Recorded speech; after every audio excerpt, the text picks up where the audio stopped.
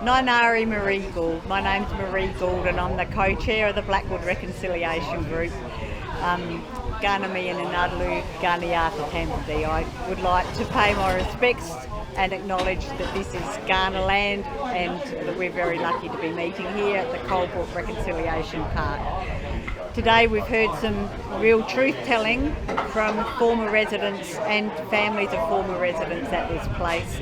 The children here have asked lots of questions, they've listened and learned.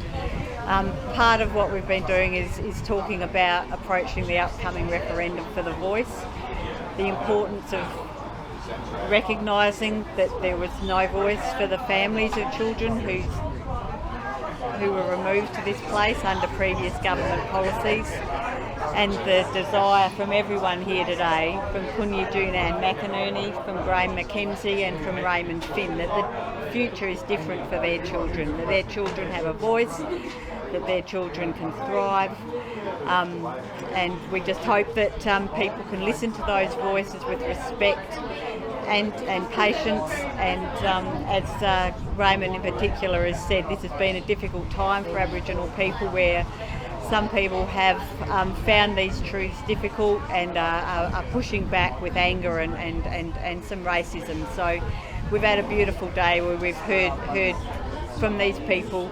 We've had the future of Australian children listen, and thank you to them. It's been a real honour to hear their stories. Thank you. Well, I want to acknowledge the traditional people of the land here. Who are they? I live in Sydney. Ghana, sorry. It's Ghana people. I'm thinking about the Eora mob in Sydney, but anyway, the Ghana, the people here and elders, past and present, and thank you for coming here. The reason I wanted to do this here is because on Saturday I got welcome to country down the south coast of New South Wales, so I'm involved there. So I'm sorry I couldn't be here. This is why I wanted to do this. So we're just getting our voices out slowly. We're not forcing like other people. We want to just for our stories to, be amplified and do it slowly, because there's a lot of stuff that this is bringing out of people in the nation. So I'm trying a different tactic. So this land is truth telling anyway. So we were here, and me and Graham and Kunyi here, we're telling our story this way, and there's a gentle approach rather than sort of hard hitting, like a lot of people are doing. And because I can't be at the march, so I thought I'd just, and I thank you for coming. Thank you for you guys. You're the next generation. That is very good, and the older generation here. And thank you that you guys have been here. And it's without the Blackwood Reconciliation Group, we wouldn't have that Fountain of Tears, all this other stuff here, and the Aboriginals Lands Trust as well, because this is the land that we're on that's looking after this place with the maintenance and things, everything like that. So I want to sort of switch it to somebody else for a while. I think if we can ask questions from the questions, Brian. What was childhood like for you guys, the good and the bad? Myself, I was taken away when I was only 1 month old from my mother, and taken to Corn, where there was Colebrook before here, right? That was in 1943. So then after 1 year up there, we had a drought, so they transferred all those kids, about 30 or 40 of us, to this particular plot of land here. And this was Colebrook, I grew up here until 1960, so I was about 16 years here. And yeah, you asked the question about how did we sort of live, Well, really, I didn't know my own brothers and sisters. So I had all those kids, 30 of them, were my brothers and sisters, you know. So we had probably just normal fun like any other brothers and sisters. Sure, we got into trouble a lot. I can tell you some horrible stories we used to do, and which I wouldn't do because they were too dangerous. And we had a big quarry down here as well, where I don't know what's there now, but there used to be a huge quarry right near the tunnels, and you know, we used to climb straight up the cliff faces of the quarries. No thought of falling off. None of us ever fell. But they're the sort of dangerous things we've done, and believe it or not, the old steam trains, we used to jump on them and go for trips up to Mount Barker, you know. But that was dangerous because we had to walk back because they came down the hill too fast. So we couldn't jump off because we used to get all our belly scrubbed off with soot, right, from the steam trains. So we did all those sorts of things, but we also got into trouble a lot because the superintendents who used to, well, there were two beautiful old missionary women who were here up until 1953, I think, 52. And they were really lovely, two old ladies from England, English ladies. And they were really beautiful, you know, like they treated us really nice. But then there was a change where they brought in superintendents. And some of them were really nasty, you know. And men, they were men. And yeah, they were, I've got to be careful how I talk to girls, but some of them were very nasty to the boys and to the girls, you know, in lots of different ways. So we copped a fair bit of, you know, bad treatment. Well, it was wrong treatment, but they just did it under the, I suppose, cloth of being UAM missionaries, you know. But they were in actual fact superintendents. So we had some days where it was pretty cruel, but us kids all stuck together all the time, and we loved each other, and we had lots of fun. And we made the very best of bad circumstances where none of us knew our mums or dads. So, I mean, I didn't find my mum until when I was about 18. I had to go searching for her, you know. And, you know, it was nice to catch up to her because she was able to explain what happened to me when I was a baby.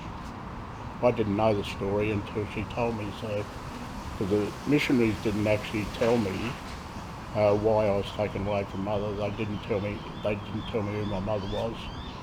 So that's a life we lived, you know. But yeah, I'd say thanks to the Blackwood Football Club and the Coromandel Cricket Club, they made my life, you know, because I loved my football and I loved my cricket. So, and they used to take us kids, like a lot of the players from Blackwood and the cricketers from Coromandel used to come pick us up and take us to games and take us to training. And they were really good people, you know, like, so yeah, I mean, that taught me there are good people out in the community who, you know, who we could trust, and certainly they were much better than the superintendents who were looking after us. So yeah, that's about, in a nutshell, how we grew up. But yeah, in lots of ways I loved being with all the other kids because they were my only family. But then after that, you know, I naturally, when I finished high school at Goodwood, I don't know whether Goodwood doesn't exist anymore, right? Goodwood Tech, down past Kunyi, and you know, like, yeah, I got an apprenticeship as a toolmaker when I was 17. I was 16, turning 17. So, and that was given to me by an old German visitor who came visiting us one day, and just by chance I was the only one who finished high school, so he got me apprentice as a toolmaker, and from then I never turned back, you know. I had a wonderful life, you know. I played some league footy games for Port Adelaide, I played state cricket, you know. So I had a wonderful life really, and I can't, you know, like, I made the best of when I got out of here and I found my mother. But, you know, like my father, he was from Northern Territory. He really didn't want to know me, so that was fine. You know, I was just happy to see my mother and my brothers and sisters. So that's about my story, you know, okay? But yeah, I mean, I'm not angry about anything, you know, because like I was saying, the guys from the footy club and the cricket club, they used to come pick us up, take us for training, and they were great guys. And I loved playing footy for Blackwood and loved playing cricket for Coromandel. So and well, Foss Williams went to school with my mother, so that's the only reason why I got a game at Port. And you don't know Foss Williams, but he used to coach Port Adelaide years ago in the 50s and 60s, you know. But that's a long time ago, isn't it? So that's me, okay? Yeah. I was wondering how different the places look since when you were a child to now. When I was here, 69 to 1970, there was only 4 of us. So just imagine, there was the boys' dorms here and the girls' dorms there. How many rooms? I don't know. Yeah, they had got big boys' dormitories. There was about 15 of us kids in there, those boys, and then the girls' dormitory. Yeah. And naturally, in the middle of the night, we used to try and sleep. Yeah. So. No. But yeah, that's how it was. And then they had 5 rooms where they had, we used to double up and they had 2 or 3 in one room, you know, so yeah, it was quite a big place. Yeah. It's an old coaching, I think there's a photo in the paper today about it. Yeah. It was a scary place for us because there was only 4 of us. I was the youngest, and that was sort of towards 1969. And in the middle, you had the dorms. The house was shaped like an E. So you had the dorms, then you had the toilets and whatever else there. There was a old cellar there, right? Yeah, there was a cellar. Right? There's a cellar there. If you see the ground like that, and that was a scary place. But there was only 4 of us, and we lived in this one room on this side. And you know, whether you could hear people walking around, I don't know. But you know, ghost. But this here, before it became a home, I found later, it was a hospital place, isn't it? I thought it was a coach inn. Eh? It was a coach inn. Oh, it was a coach inn, yeah. So it was like that. So I just, yeah, it was scary because I was the youngest.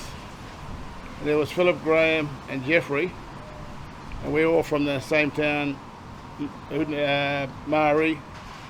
So we all huddled in this one little area, and you know the toilet was sort of outside, so I had to wake up everybody to go, you know, to the toilet with me. Had the light on, but when you go in there, they'll run back in the room. So I'd be so, you know, frightened.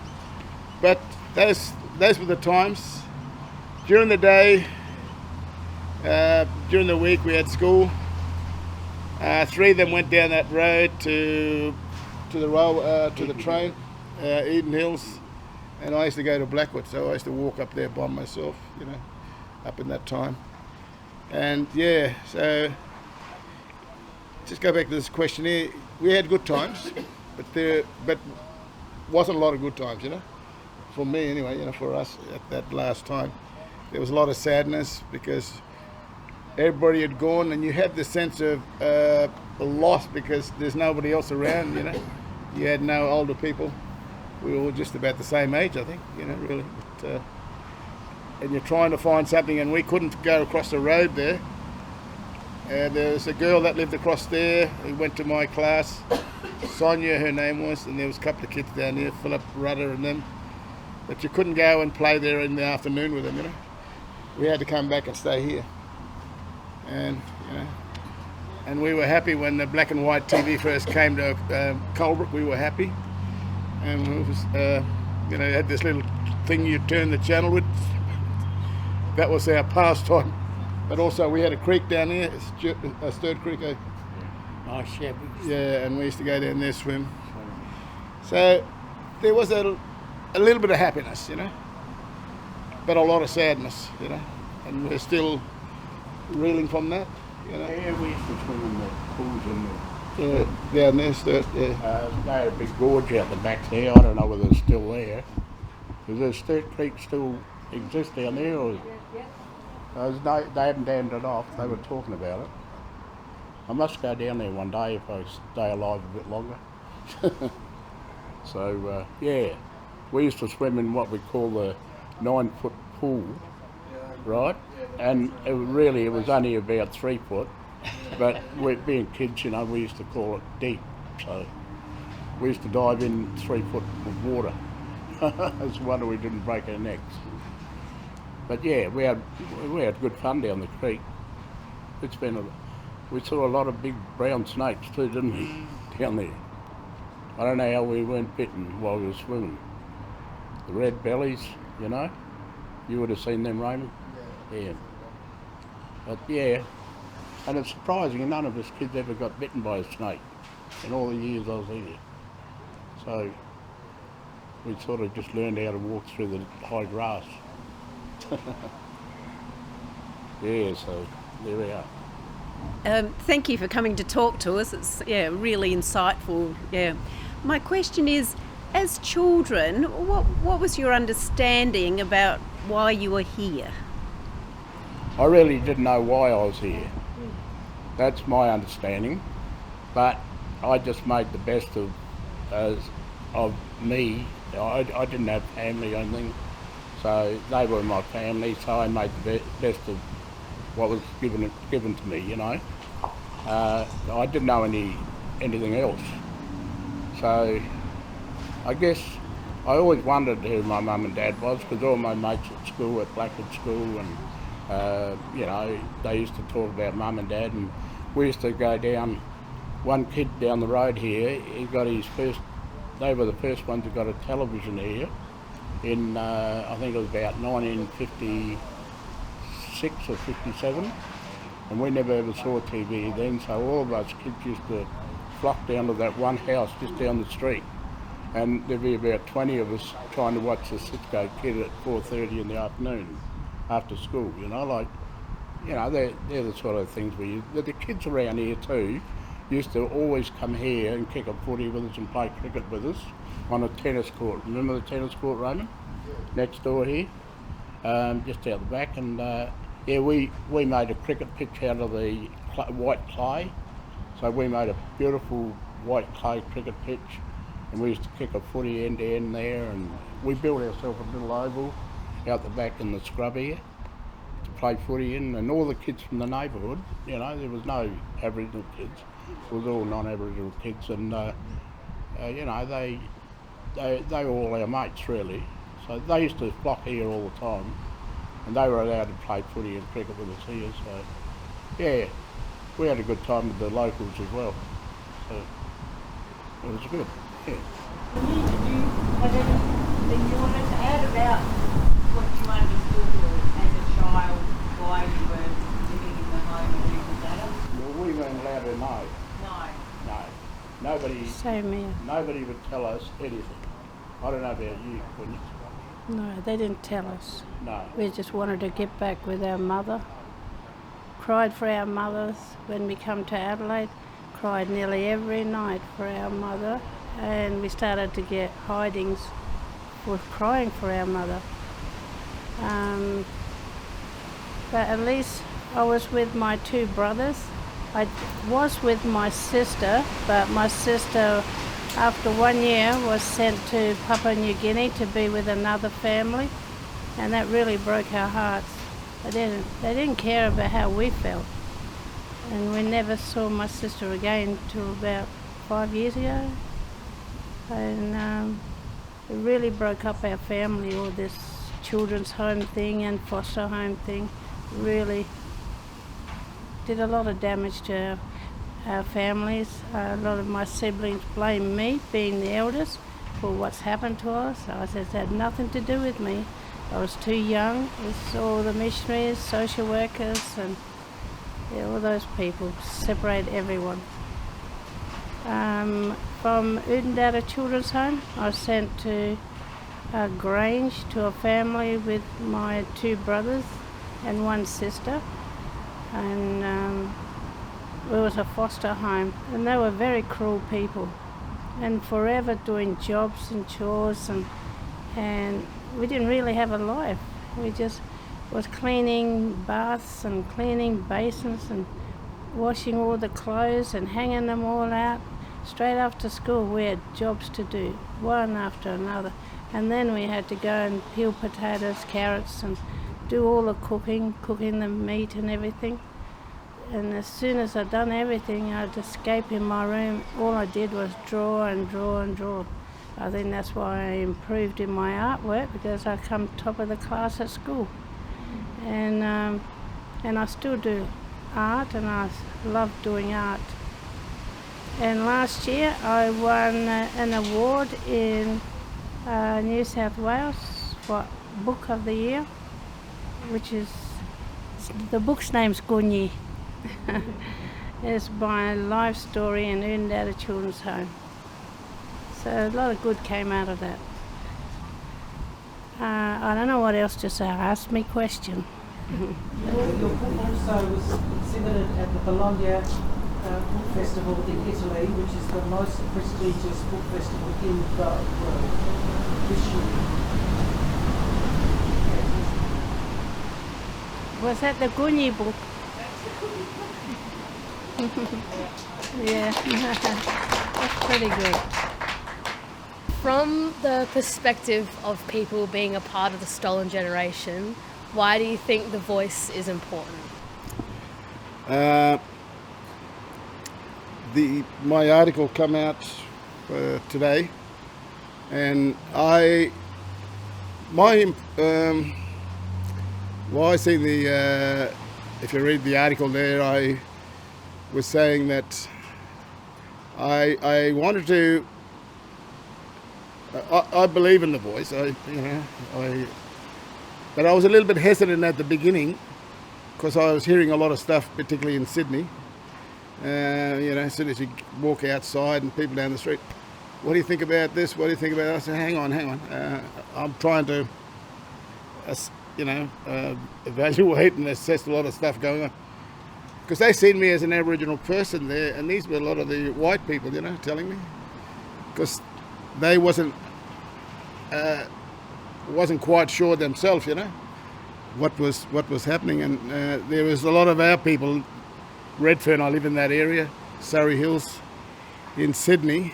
They've actually come and asking me as well. So I was sort of battling with it at the beginning when it first came out. I'm thinking, what's all this? But the other thing is, when I look back at this place, right, and the history here, then I looked at before I was taken away. I was with the grandparents and with the family, moving around, and that's where my initial thought went back there about the voice, because they never had anything.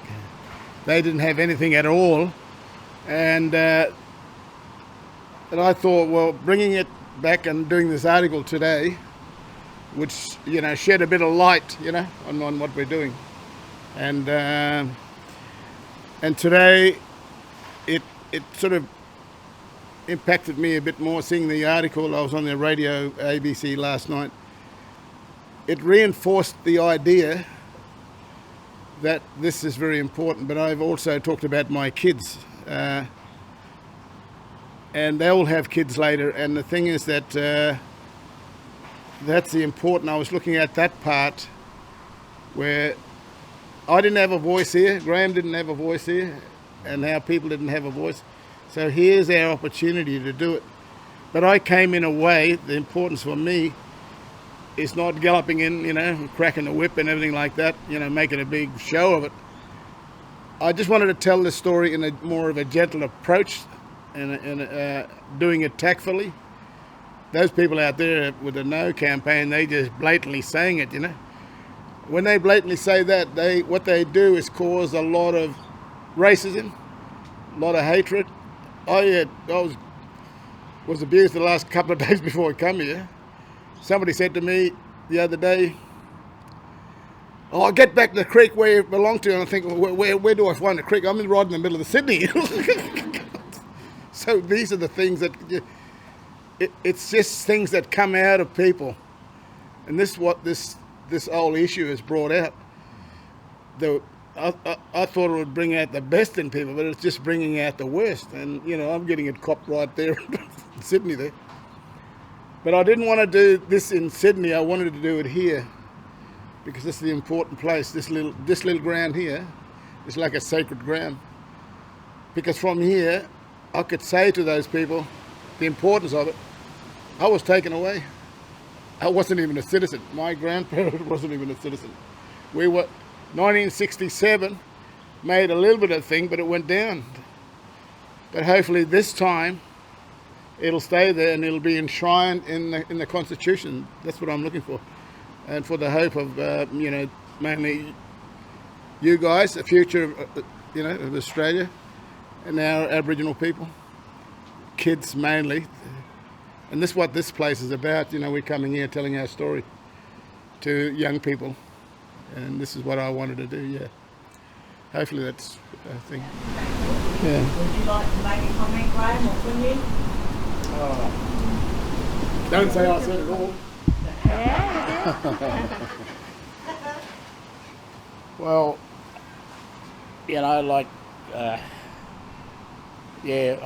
let's face it, we had no say about how we grew up. And I think the most important thing about this whole thing is people need to listen, right? That's one of the big problems in the world. Now, I coached a lot of junior football in Murray Bridge, where I'm living, right? The first thing I teach all the kids is, if you don't listen, you don't learn. Now, the voice is a great opportunity for the people of Australia to listen to a voice. Now, the composition of the voice is going to be important, in my opinion, because it needs to be that you need to have the right people as the voice. Otherwise, I'd worry a little bit about it. But yeah, certainly, I think it's about time after 80 years of my life that people started listening to the real needs of Aboriginal people in this country. And my personal opinion is that the composition of the voice, they should be picked from traditional areas where they don't have all the resources that are available in normal communities like us. And, I really believe that, but that's only one part of the whole process. I mean, the first one is to be recognised by Australian people that we are the first people in this country, and that we need to be enshrined in the Constitution as the first people of Australia, okay?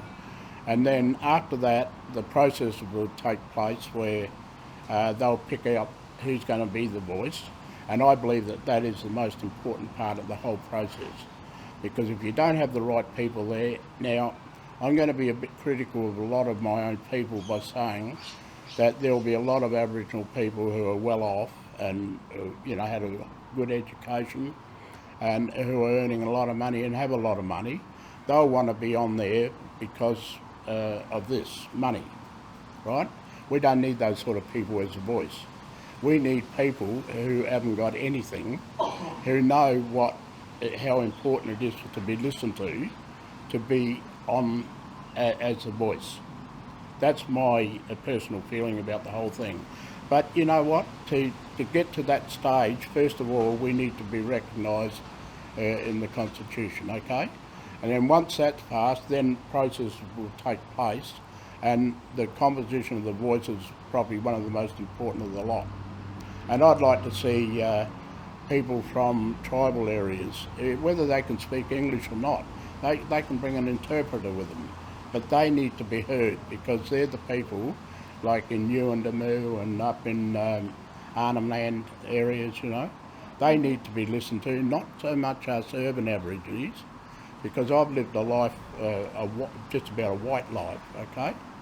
And you know, I'm still proud of the way I've lived life, even though I've been a ratbag a lot of times, but I've done it, you know. And I've worked in the government for about 40 years, you know, like 35, 40 years as a social worker. So, you know, Ian worked with me in Murray Bridge in the 1980s, didn't he? He was a youth worker there and I was a social worker with all the kids. And we worked together, took them on camps and all that sort of stuff, you know. You know, like, you know, yeah, certainly I'm a yes man, you know. I believe that we should be heard, and listening is the most important thing in this country. I live in a conservative area as well, you know, like Murray Bridge is a farm and it's a Liberal country party sort of stronghold, and I cop a lot of snide remarks from a lot of people up there. Comments like, oh, and here we go, spending billions of dollars on Aboriginal people and wasting money. Well, you know what, if they only listen to the right people as a voice, then they could save their taxpayers' money. They call it their taxpayers' money. Well, I paid tax for 60 years. So, and that isn't an issue with me. But if they only listen, then the money can be spent by the Parliament better than how it's been spent in the past. So people need to listen and think about what they're doing when this, you know, referendum comes up. Right? So that's my opinion. Thank you for sharing it. Kunyi, did you want to add anything? Well, I'm listening to what they're saying and I'm agreeing with them. Yeah. You don't need to say any more if you don't want to. That's I'm still thinking.